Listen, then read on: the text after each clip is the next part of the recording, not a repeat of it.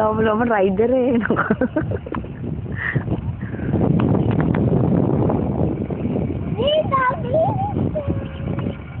Lalo nga, tumagatin ng mga side racing.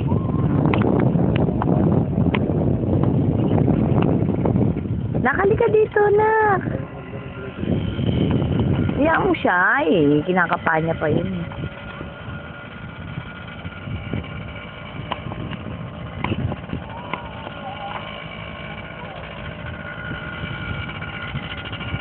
Yeah, diretso. Doon. Diretso pa! Diretso! Diretso doon.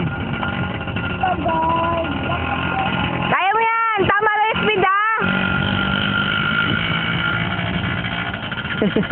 Nakakatuwa si Kuya.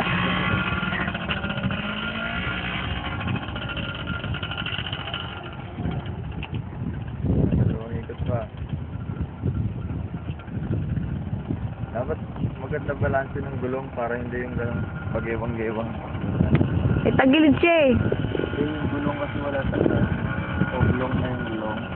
Kaya diretso pa doon! Diretso! Ingat!